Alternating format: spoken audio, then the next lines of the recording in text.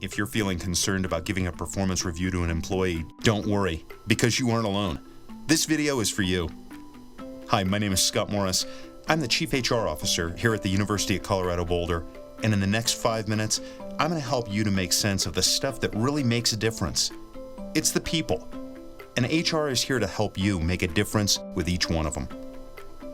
You know, over the course of my career in HR, I've been an advisor to just about every level of management. And I've been asked the same question again and again. What magic words can I use to make my employees' performance evaluation go smoothly? I've been asked variants of that question by staff managers and by faculty supervisors. Now, while it's true that there are more effective and less effective ways of presenting a performance eval, the truth is that those who are most successful find that success long before the actual conversation with the employee takes place. Those who achieve the most success do so because they're really good at creating the performance plan.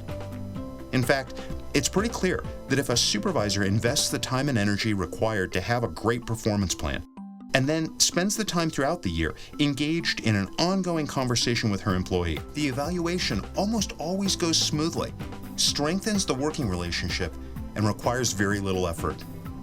So here's 3 things to keep in mind. First, share the ownership. Baseball great Yogi Berra was fond of saying that baseball is 90% mental, the other half is physical.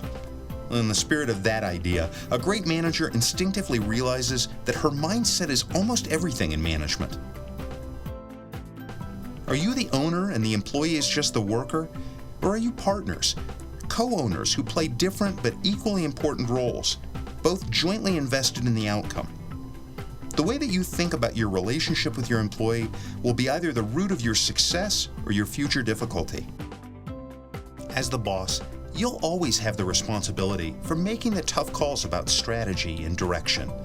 But from the beginning, do everything within your ability to build the employee's sense of investment. Rather than setting employee goals that just focus on tasks, consider ways that you can set goals that will help your employee to become an owner of the outcomes. Second, build clarity from the start. Performance planning is a perfect opportunity to help employees see where you're going, whether or not you've done that in the past. Have a conversation with your employee about your boss's goals and direction, and what that means insofar as your goals and direction. Help connect what you're asking of your employee to the stuff that matters to you and those above you. If your employee needs to develop in a specific area, say for instance customer service, or problem solving, or critical thinking, take the time to establish the success measures up front. You don't need to tell him how to do his job, but you do need to be specific about the differences that you perceive between kind of successful and really successful. You need to help him understand the difference so that he has a guide rail, so that he can monitor himself to guide and improve his own performance. You'll find even greater success if you take time to create that definition together. That shared definition becomes a yardstick by which both of you can measure and evaluate the employee's performance. At evaluation time, rather than debating and arguing about whether he did or didn't do it, you can both evaluate how close his performance matched the objective standard that you created together. Third, keep an open dialogue. Imagine opening your email one morning and finding your performance evaluation. Imagine that while you thought you were doing well, your boss doesn't seem to think the same. Imagine that you just learned that in your evaluation. In her book, Fierce Conversations, best-selling author Susan Scott reminds us that our careers, our organizations, our personal relationships, and our very lives succeed and then fail, gradually and then suddenly, one conversation at a time. None of us likes surprises, whether we're individual contributors or supervisors, whether we're entry-level or experienced.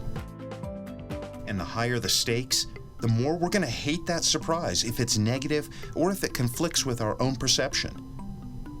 The antidote to this situation is not always easy to execute, but it's very straightforward. Engage in an ongoing conversation, a dialogue, not a monologue, about performance. have the first conversation the first time her performance isn't what you expect. Find opportunities to praise what she's doing well, and not just to correct what she isn't doing well. Feedback can be easier to give if it's your sincere intent to grow and develop the individual, and not just correct the behavior. One conversation at a time, you'll build trust. And over time, that trust will help you to raise the bar higher, improve his performance, and ask him for more and more. These can be challenging concepts for some, and HR can help you, but you need to ask for that help early, before you have a problem. If you want to know more, talk with your HR business partner. If you don't have an HR business partner in your unit yet, don't worry. Employee Relations is always available for help and advice. All accomplishments come through people. So be bolder in what you do, and know that we're here to help you develop relationships, increase productivity, and build engagement. Until next time.